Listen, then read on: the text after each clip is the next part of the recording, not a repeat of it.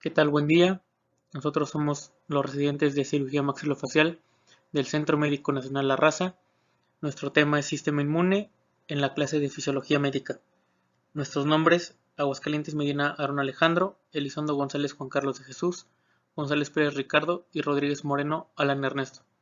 Yo soy Aaron Alejandro Aguascalientes Medina y voy a comenzar con el tema. Bueno, pues primero como introducción hablaremos de lo que es la sangre. La sangre es un líquido que contiene todos los elementos necesarios para la supervivencia de las células.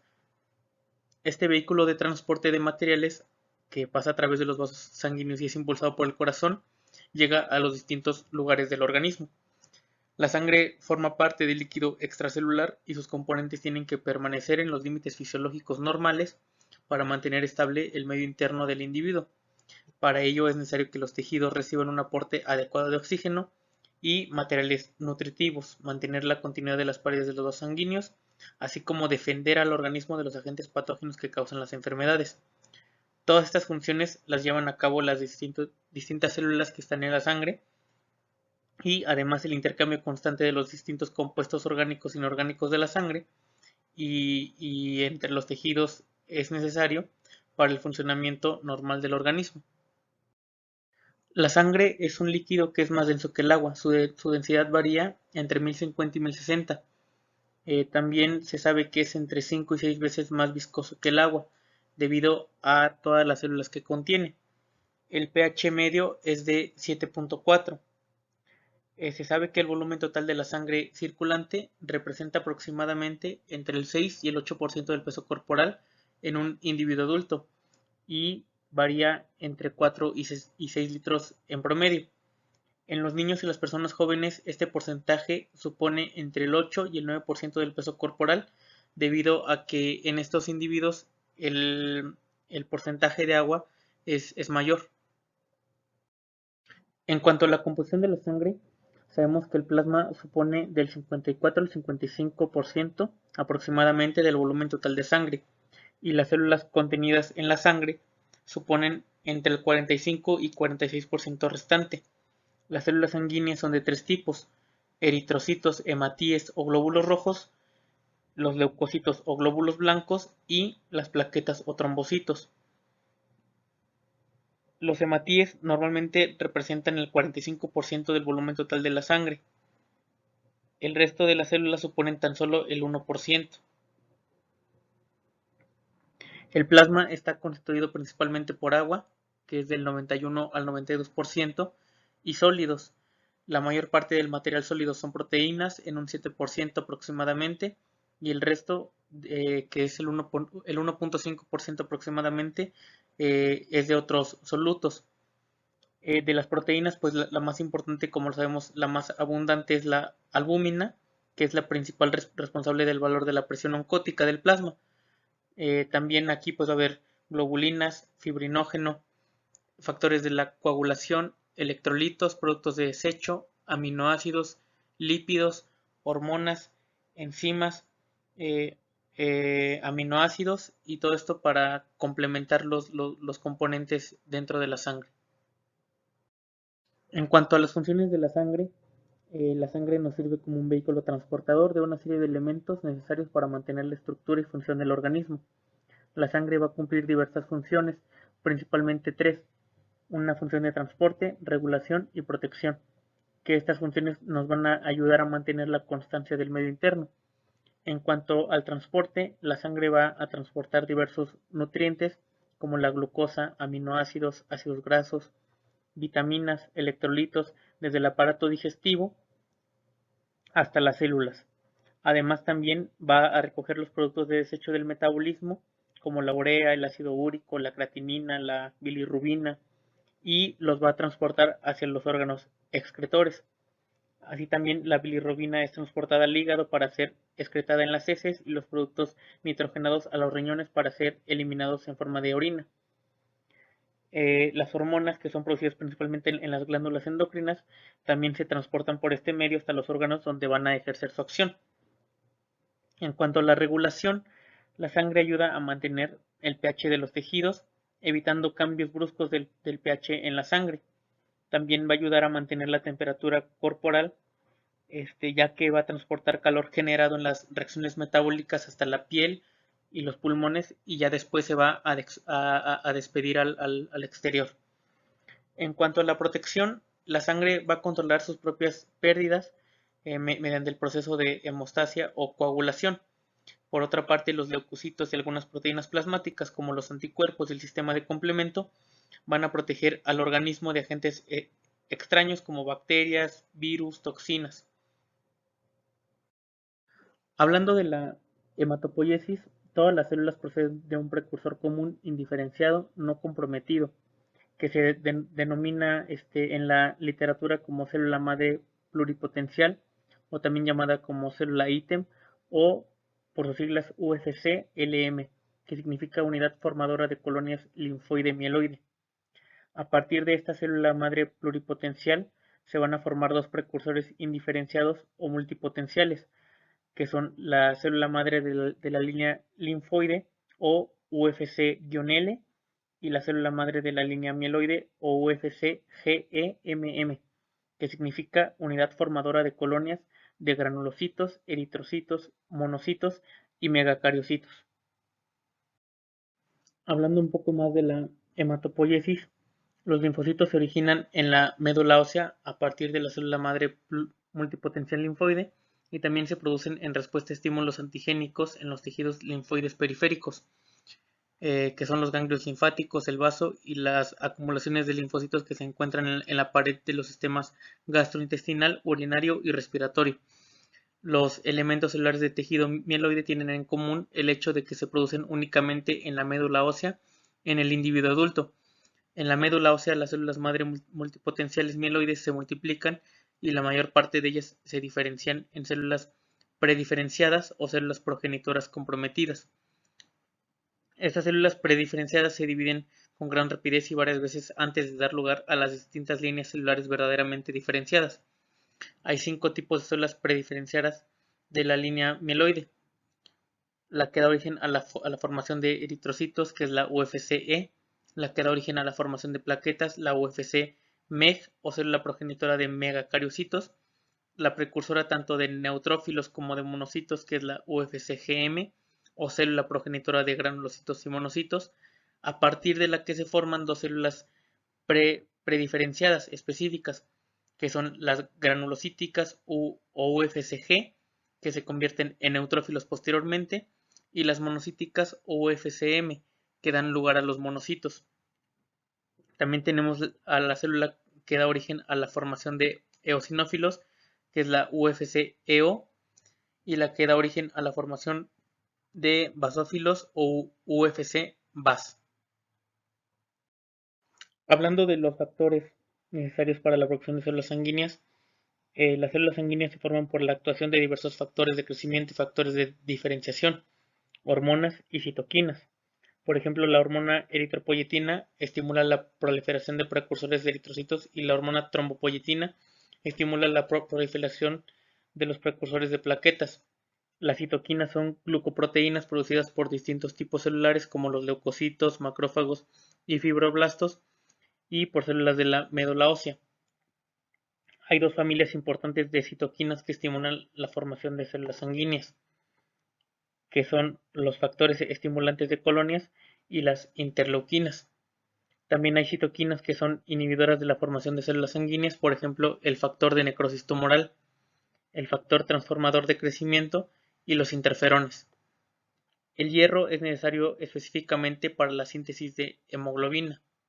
Las vitaminas son fundamentales para la proliferación celular, por lo que su disponibilidad es imprescindible para la maduración de distintos precursores de las células sanguíneas. Entre las vitaminas más importantes son el ácido fólico, la vitamina B12 y la vitamina B6. El ácido fólico es necesario para la síntesis de bases púricas y pirimidínicas, constituyentes del DNA. El ácido fólico se encuentra en diversos alimentos, como las frutas, las verduras y carnes. Su absorción tiene principalmente en el yeyuno y se ve favorecida por la vitamina B12.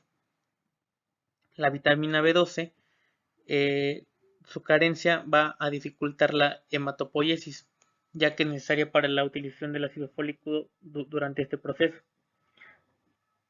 Los alimentos que tienen vitamina B12 son los de origen animal principalmente, como la carne, el hígado, los pescados y los mariscos. Las reservas hepáticas son altas y pueden satisfacer las necesidades durante años. Los lugares de formación de las células sanguíneas. Durante el primer mes de vida intrauterina, la producción de células sanguíneas tiene lugar exclusivamente en el saco vitelino. En el hígado empieza en la quinta semana de gestación. Este es el principal órgano de productor de células sanguíneas entre el tercero y sexto mes de vida fetal. La producción de células en la médula ósea empieza a adquirir importancia a partir del sexto mes de vida fetal. Después del nacimiento, todas las células sanguíneas, con excepción de los linfocitos, normalmente se producen solo en la médula ósea. En la niñez, la hematopoiesis se produce tanto en el esqueleto axial, que es el cráneo, las costillas, el esternón, las vértebras y el pelvis, como en los huesos de las extremidades. Sin embargo, en el adulto la producción se limita al esqueleto axial y a los extremos proximales del fémur y del húmero. Hablando ahora de los eritrocitos o glóbulos rojos constituyen el 99% de los elementos formes de la sangre. Contienen el pigmento portador de oxígeno, que es la hemoglobina, que es la responsable del color rojo de la sangre. Su estructura tienen una forma de esfera aplanada o disco bicóncavo que mide aproximadamente 7.5 micras de diámetro por 2 micras de espesor. Son células anucleadas. Como no tienen mitocondrias, no pueden llevar a cabo el metabolismo aerobio, siendo la glucólisis su única fuente de energía. El eritrocito tiene una gran plasticidad o deformabilidad, lo que le permite comprimirse para poder pasar por los capilares y después volver a su forma original.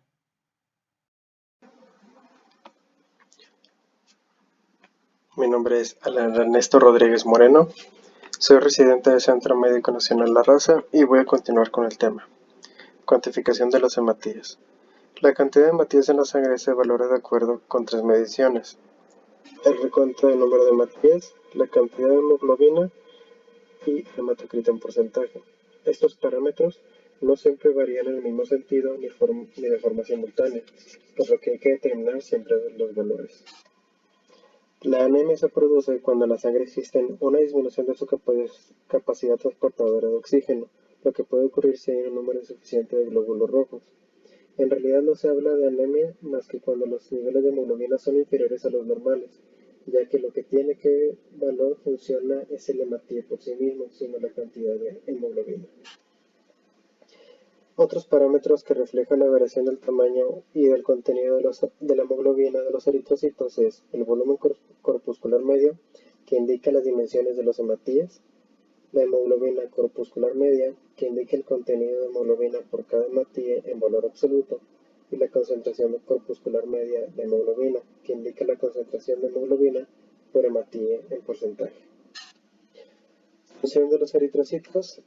Sirven para transportar oxígeno desde los pulmones hasta los tejidos. Este sistema de transporte es ventajoso ya que al ser elevada la concentración de hemoglobina puede transportar el oxígeno sin aumentar la presión osmótica, lo que ocurrirá si esa cantidad de hemoglobina circulase libre en el plasma.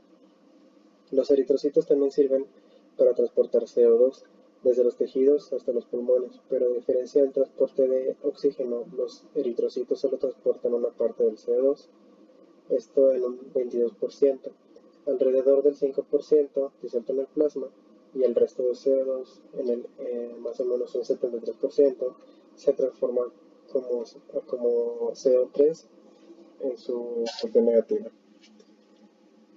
La destrucción de los eritrocitos, los hematíes, sobreviven de término medio 120 días. Sin núcleo y sin retículo endoplasmático no llegan a sintetizar proteínas, por lo que no pueden renovar ni sus enzimas ni sus componentes de la membrana. Esta incapacidad hace que el tiempo los glóbulos rojos vayan perdiendo enzimas, se vuelven rígidos y frágiles, y la modificación de sus proteínas de membrana favorece la fijación de las IgG plasmáticas. De esta forma, son reconocidos y destruidos por los macrófagos del sistema endotelial del SRE, hígado, vaso, médula ósea y ganglios linfáticos. Al envejecer el eritrocito y alterarse la membrana, entra agua al interior y el hematíe se hincha. se transforma en una esfera, la membrana se deteriora más y deja de salir la hemoglobina. Se une la aptoglobina, una proteína plasmática que la transporta en sangre y es captada por los macrófagos. Dentro de los macrófagos, la hemoglobina se separa en las cadenas de globina y grupo hemo. La posiglobina se desdobla en sus aminoácidos constituyentes que pueden pasar a la circulación y se reutilizan en la síntesis de proteínas. La destrucción del hemo lleva a la liberación de hierro y de la protofolina. El hierro liberado o bien pasa a formar parte de los depósitos celulares en forma de ferritina o hemosiderina, o bien pasa a la circulación y es transportada por la transferrina a otras zonas del organismo para su almacén. La otra porción del grupo hemo, la protoporfirina, sufre varias reacciones enzimáticas, transformándolo primero en biliverdina, que después se reducirá a bilirrubina. La bilirrubina pasa al plasma, donde se fija la albúmina, que la transporta al hígado para ser infestada por la bilis. Los leucocitos, pues también llamados células blancos, son el tipo de células sanguíneas que se encuentran en menor cantidad. En un individuo adulto, la cantidad normal de los leucocitos por término medio es de 7.000 células por milímetro cúbico de sangre. Los leucocitos se clasifican en tres grupos: los granulocitos, los monocitos y los linfocitos, y dependiendo de la literatura, en dos grupos, ya que el monocito y el linfocito son agranulocitos por la ausencia de gránulos en su citoplasma. De estos grupos se subdividen ya sea por célula, neutrófilos representando 50 o 70% del total de los leucocitos, eosinófilos de un 1 al 4%, basófilos del 0.5 al 1% y los monocitos constituyen de 3 al 8%. Al finalizar los linfocitos del 20 al 40%.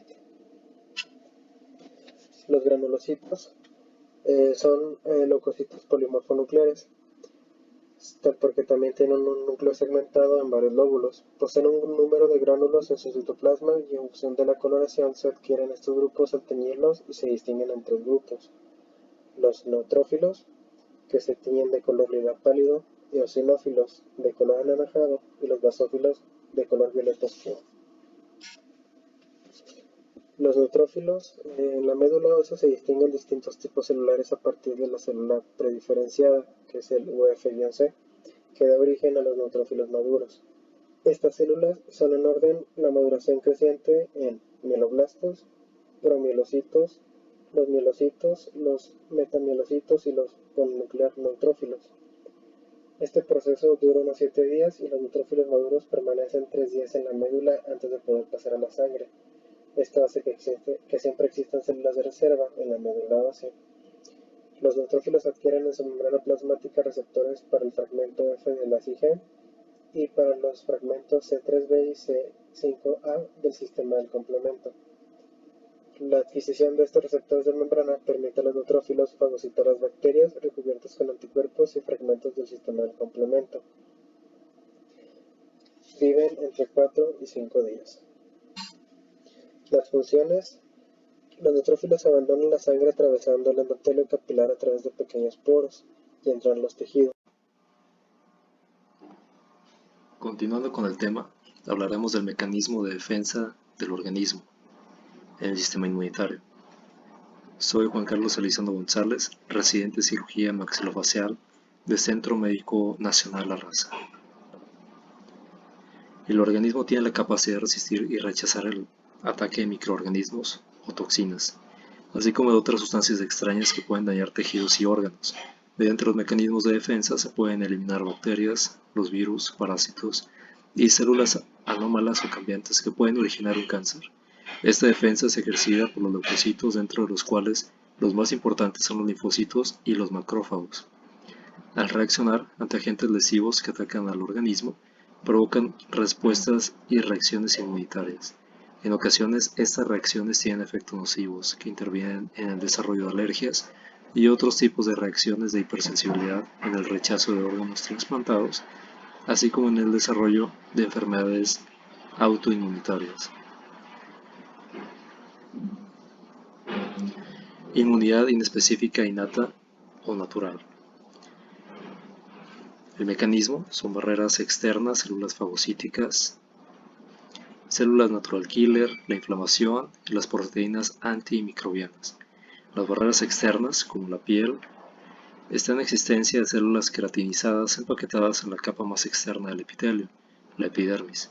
La queratina es resistente a enzimas bacterianas y toxinas, mucosas como en el sistema digestivo, respiratorio, reproductor y urinario. Las secreciones de estos sistemas producen sustancias protectoras, como en el jugo gástrico, en el fluido vaginal, que inhiben el crecimiento de microorganismos. Esta secreción, que es la mucosidad, atrapa a los microorganismos. La mucosa del aparato respiratorio tiene modificaciones estructurales, como los cilios, que hacen un barrido de sustancias a la boca, impide el paso a vías inferiores, en el cual el ambiente se torna cálido y húmedo. Cuando los microorganismos superan estas barreras por lesiones en la capa externa, se ponen en marcha otros mecanismos de defensa inespecíficos. Las células fagocíticas, como los granulocitos, que ingieren microbios o cuerpos extraños por fagocitosis. Los macrófagos con mayor capacidad fagocítica, seguido de neutrófilos y eosinófilos, intervienen en reacciones inflamatorias como inmunidad específica. Fagocitan el complejo antígeno-anticuerpo y son células presentadoras de antígenos a linfocitos T. Los neutrófilos y los macrófagos tienen en sus membranas para el fragmento Fc de las inmunoglobulinas que han reaccionado con la bacteria y para el fragmento del complemento 3b del complemento. Estos receptores reconocen al patógeno y lo adhieren a la superficie. Tras adherirse, fagocitan y destruyen las partículas extrañas. Los neutrófilos y muchos macrófagos se destruyen en este proceso. Las células natural killer es una población de linfocitos distintos de los linfocitos T y B.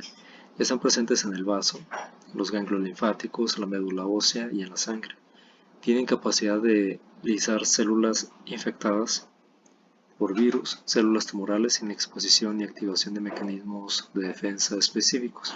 Entre ellas está la interleucina 2, los interferones y el factor de necrosis tumoral. La inflamación es un mecanismo de defensa inespecífico. Se desencadena cuando se produce una lesión en un tejido por infección, sustancias químicas nocivas o por un traumatismo. Los síntomas que se manifiestan son el calor, rubor, dolor, edema. Después de producirse la lesión tisular, los vasos sanguíneos del área lesionada aumentan de calibre.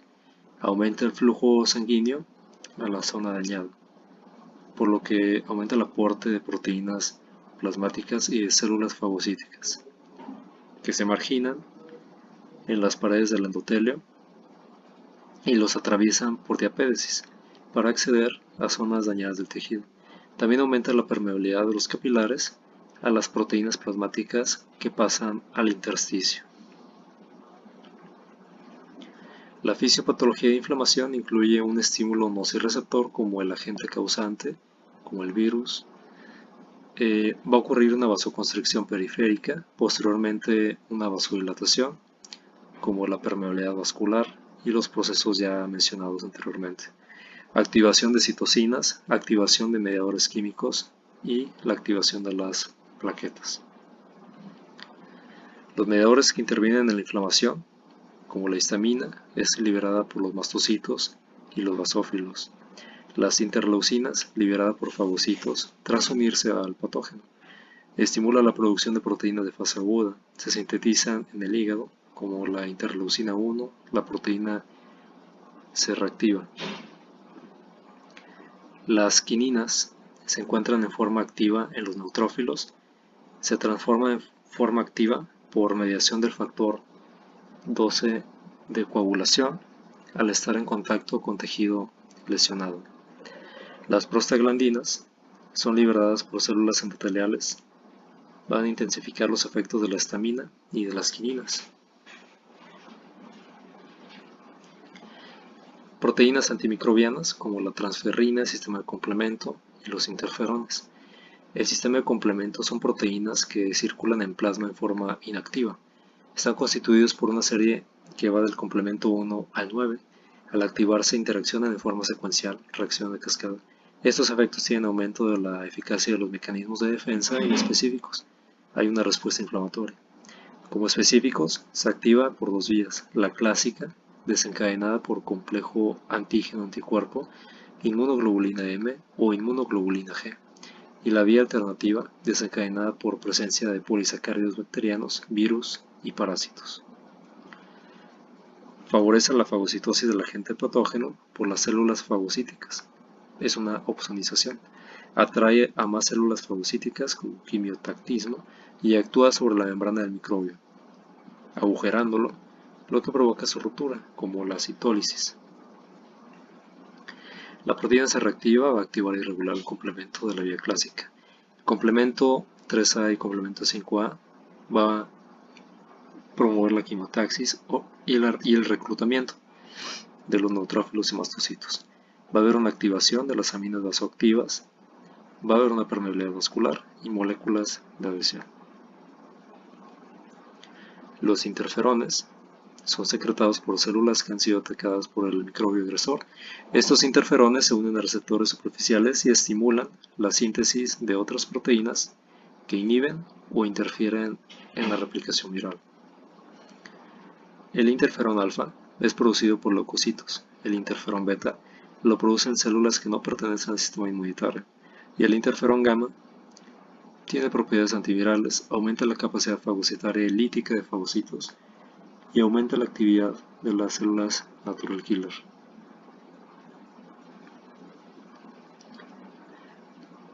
Inmunidad específica o adquirida.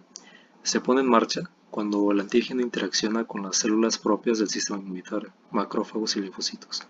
Los tipos de respuesta inmunitaria. Tenemos como humoral y celular. La inmunidad específica humoral la ejercen los anticuerpos o inmunoglobulinas que proceden de linfocitos B, que son eficaces contra las bacterias. La inmunidad específica celular la ejercen los linfocitos T, que son eficaces contra hongos, parásitos, virus y bacilos de la tuberculosis. La inmunidad humoral y celular. En la inmunidad humoral, los linfocitos B van a segregar los anticuerpos que van a eliminar los microbios extracelulares. Y en la inmunidad celular, los linfocitos T activan los macrófagos que destruyen los microbios fagocitados o destruyen las células infectadas, los polimorfonucleares, los leucocitos. Gracias.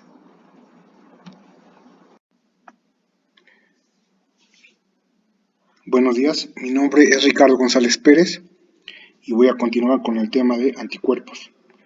Los anticuerpos o IG tienen una estructura básica que consiste en 4 cadenas polipeptídicas unidas por puentes disulfuros. 2 de las cadenas pesadas, son idénticas entre sí y cada una tiene en la mitad de su longitud una región bisagra. Y las otras 2 cadenas, las cadenas ligeras, también son idénticas entre sí, pero tienen la mitad de longitud que las pesadas. Por tanto, la molécula y anticuerpos tienen un aspecto de Y. Son 2 mitades idénticas, cada una constituida por una cadena H y una L. Cada una de las 4 cadenas que constituyen los anticuerpos tienen una región variable en uno de los extremos y una región constante en el otro.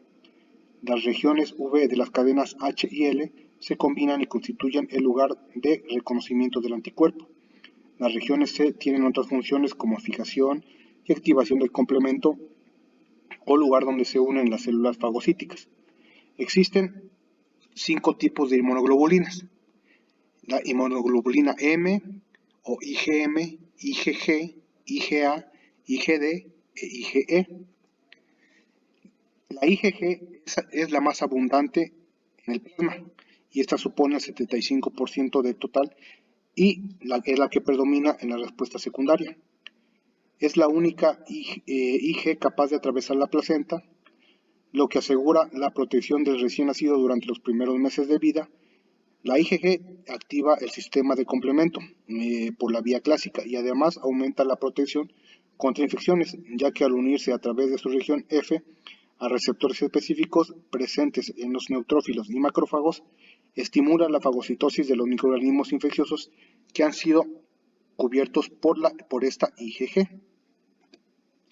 La IgA, esta representa el 15% del total de anticuerpos. También se denomina secretora por ser la que predomina en las secreciones externas, como la saliva, lágrimas y leche materna, además de las secreciones intestinales, vaginales, bronquiales, así también como en el líquido prostático, y proporciona una protección local en las mucosas donde se encuentra. La IgG esta es muy baja en proporción en el plasma, representa el menos del 1%, pero sus niveles aumentan en las alergias.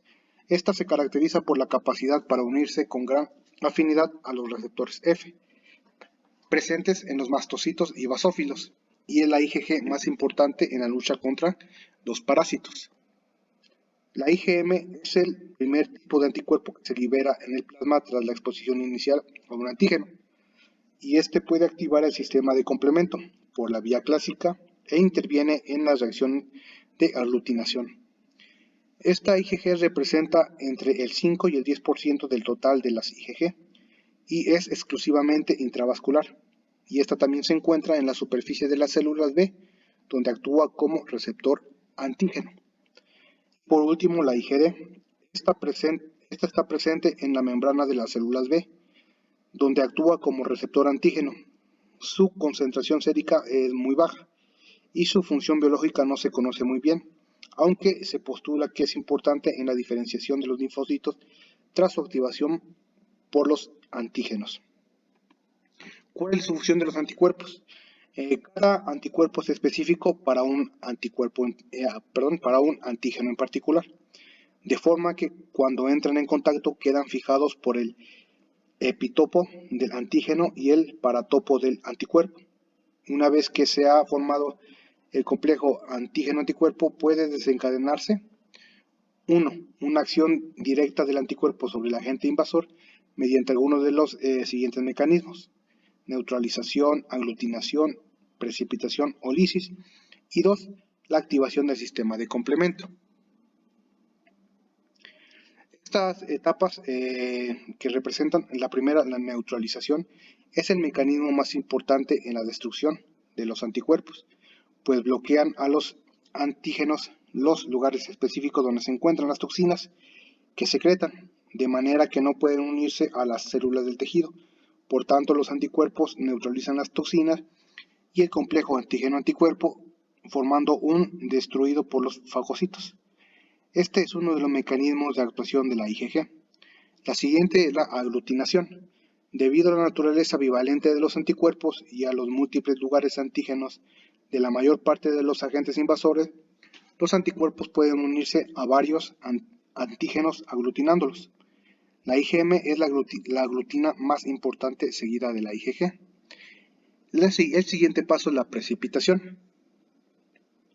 Es un mecanismo por el que la unión entre un antígeno soluble, por ejemplo la toxina bacteriana, y un anticuerpo hace que el complejo se vuelva insoluble y precipite, y se queden pegados a las membranas de los epitelios, y así son capturados y engullidos más fácilmente por los fagocitos. La siguiente etapa es la lisis, y esta se produce cuando el anticuerpo es tan potente que puede romper directamente la membrana celular del microorganismo invasor, y las IgA, G y M tienen esta propiedad. Y por último, la fijación y la activación del complemento. Es el principal método de destrucción de antígenos celulares, por ejemplo, bacterias o glóbulos rojos alterados. Cuando los anticuerpos se unen a los antígenos, se producen cambios de forma en la molécula, de manera que queden expuestas las zonas de unión de complemento en las regiones C del anticuerpo.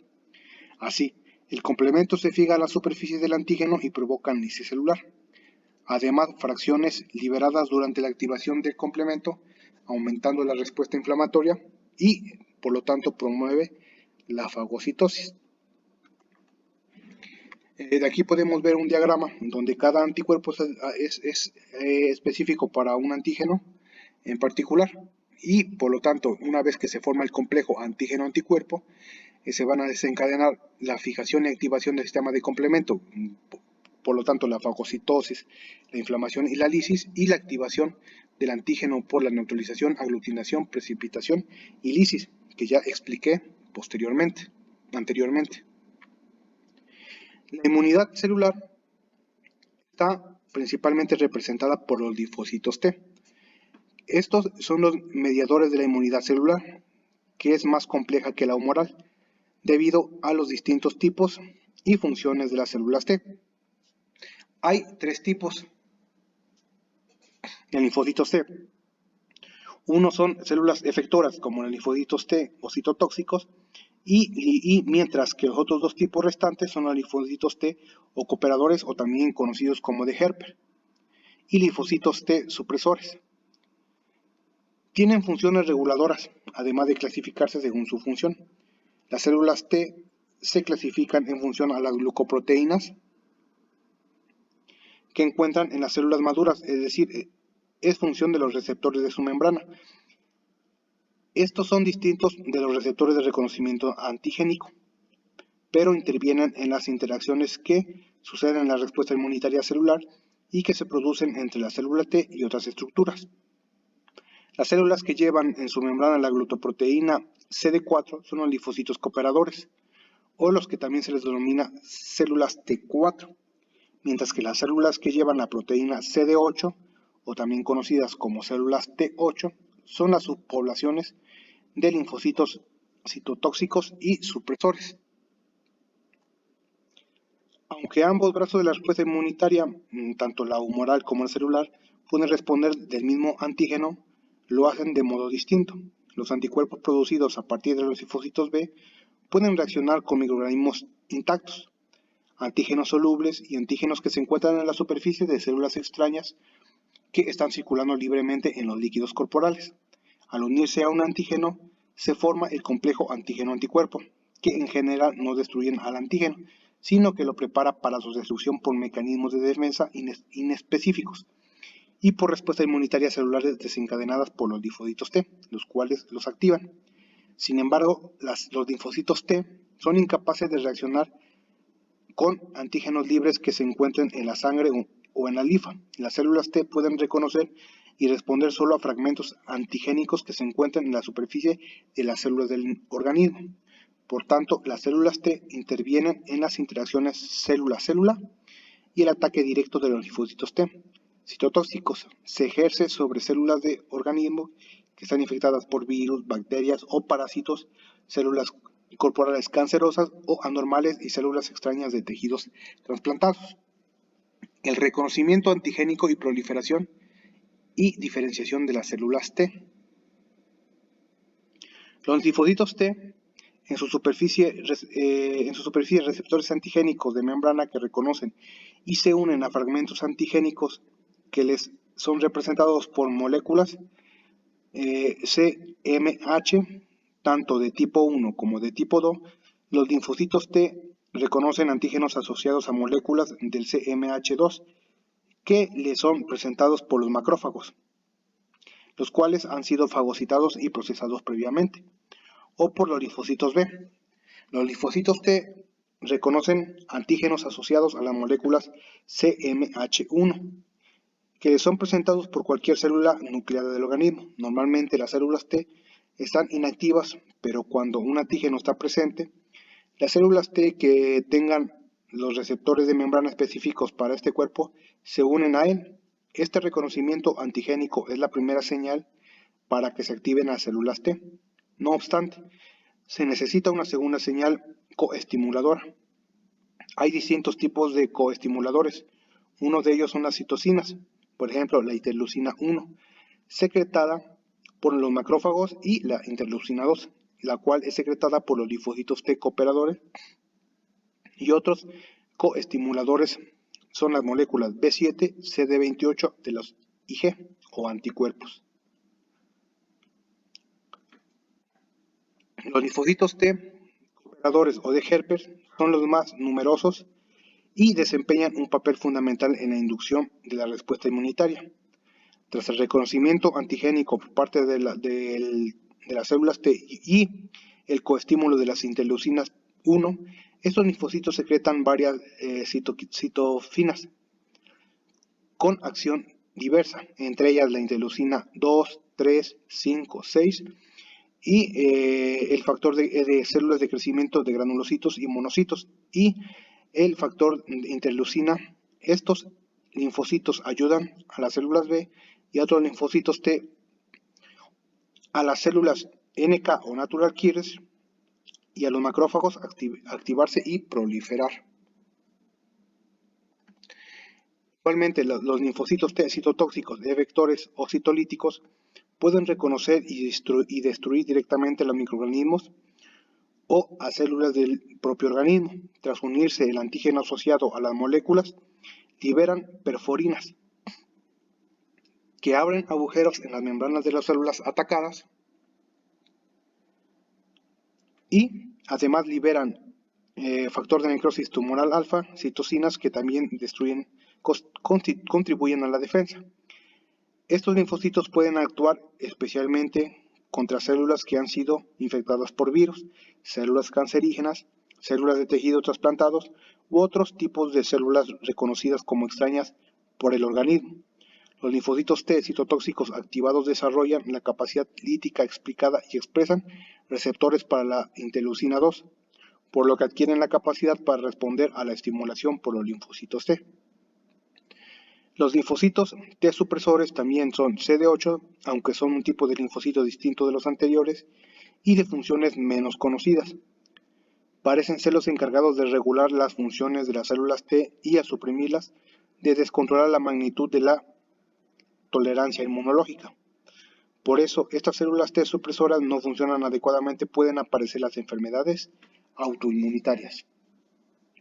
Los linfocitos de memoria, al igual que para todos los linfocitos B, se generan también linfocitos T de memoria que están programados para reconocer al antígeno que desencadenó su formación, de manera que ante una segunda exposición del mismo antígeno, la respuesta secundaria se vuelve más eficaz.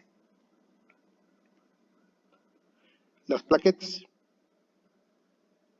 Otro tipo de células muy importantes en la sangre son las plaquetas. Las plaquetas tienen forma de disco, con un diámetro de entre 2 o 3 nanómetros. Su estructura corresponde a la de una célula que tiene actividad contráctil y secretora. Los gránulos de su citoplasma contienen diversas sustancias que desempeñan un papel importante en la hemostasia. ¿Cómo se forman estas plaquetas o trombocitos? Por medio de un sistema llamado trombocitopoiesis. Las plaquetas o trombocitos se forman en la médula ósea, a partir de una célula precursora prediferenciada específica. Los estadios celulares en orden creciente de maduración son megacarioblasto, megacariocito basófilo, megacariocito granuloso y megacariocito plaquetario.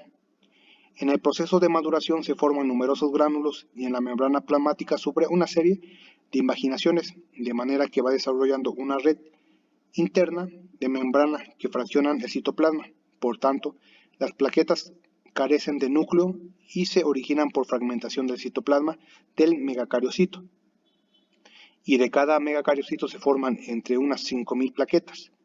La trombocitopoiesis dura aproximadamente 7 días. El número de plaquetas en circulación oscila entre 140.000 y 400.000 plaquetas por milímetro cúbico. La duración media de la vida es de 8 a 13 días.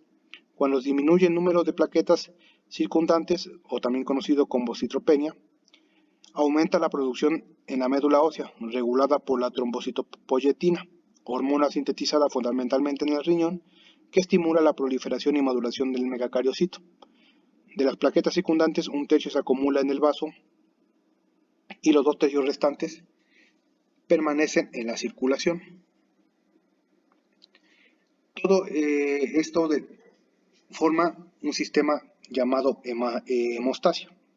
La hemostasia es un conjunto de procesos que previenen la hemorragia, es decir, evitan la pérdida de sangre del interior de los vasos y por lo tanto ayudan a mantener la integridad vascular, además de restablecer la circulación de la sangre cuando un vaso se ha obstruido por algún coágulo. Por eso, las anomalías de este proceso pueden conducir a la aparición de hemorragias o a la formación de trombos o coágulos en los interiores de vasos. La hemostasia se desencadena cuando hay una lesión en el endotelio de un vaso. Así comienza a producirse una serie de reacciones que dan lugar a la formación de un trombo o coágulo, que sella el vaso sanguíneo, lo que evita la pérdida posterior de sangre. Este proceso comprende 4 principales pasos relacionados entre sí y de manera que no existe una separación temporal completa entre ellos.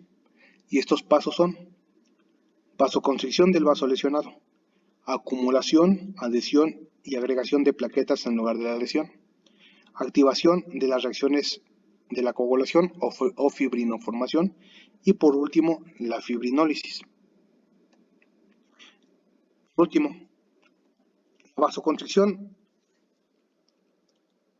Cuando la lesión de un vaso sanguíneo provoca una respuesta contráctil o vasoconstricción del músculo liso vascular y por tanto un estrechamiento de la luz del vaso, la vasoconstricción es un mecanismo reflejo que tiene lugar por estímulo de las fibras nerviosas simpáticas que inervan el vaso sanguíneo.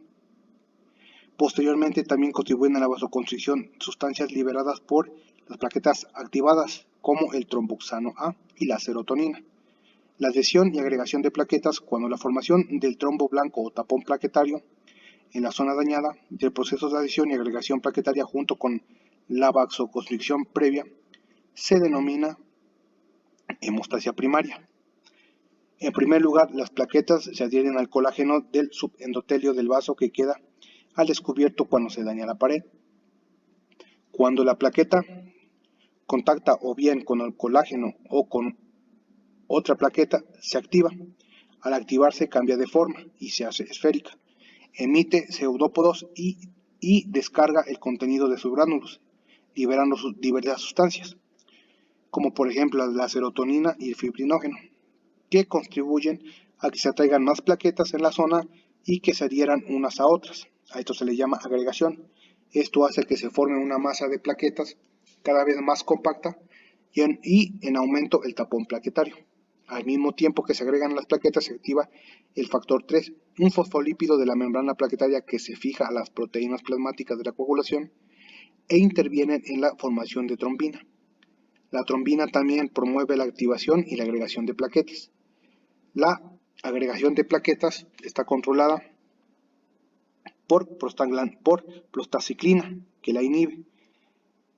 Esta se forma en el metabolismo del ácido araquinórico o en el endotelio vascular.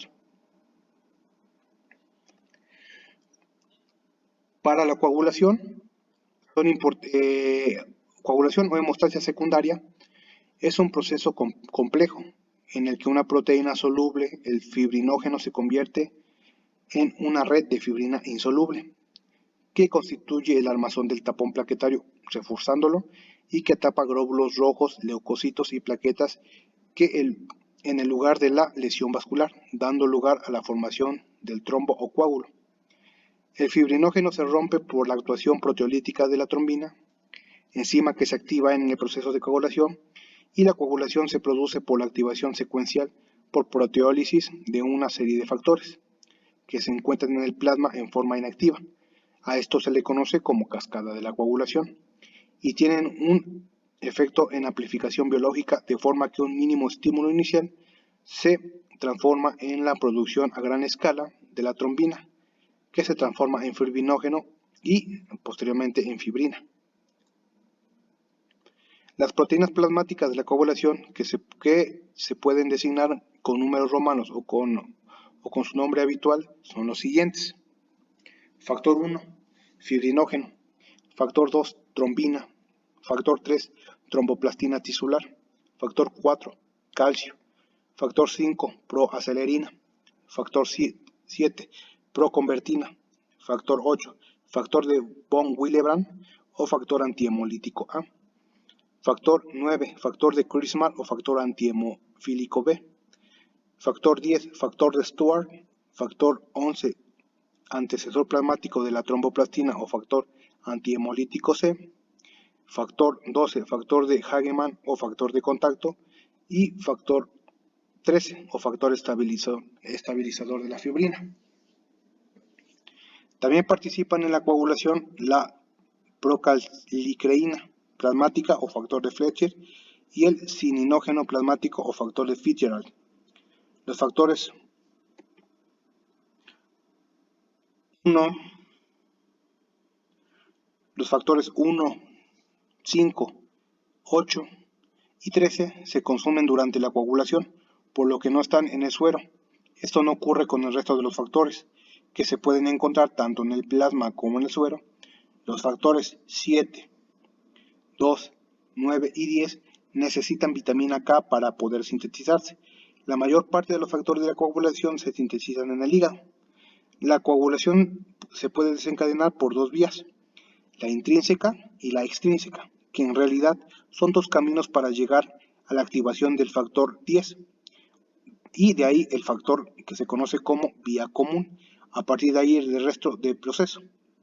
La vía intrínseca se inicia cuando la sangre se expone a la superficie con carga negativa.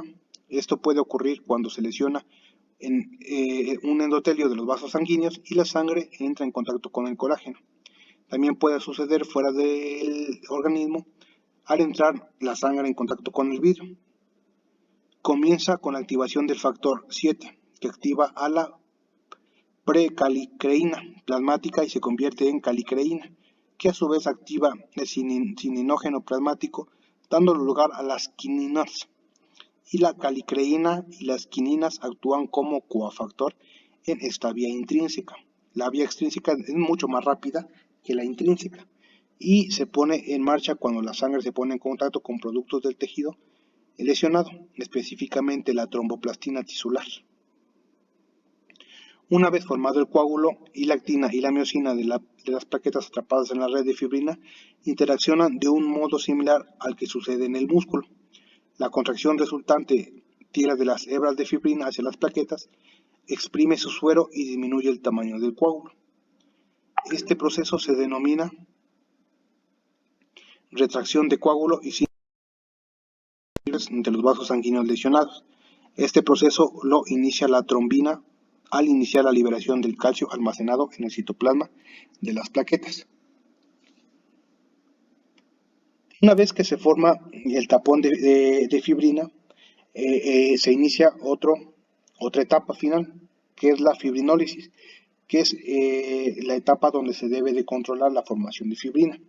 Y esta es un conjunto de reacciones que llevan a la solubilización o destrucción de la red de fibrina, bien durante el proceso de cicatrización de la zona dañada, durante la hemostasia, o bien como mecanismo de defensa cuando se forma fibrina en algún lugar del organismo sin previo daño vascular.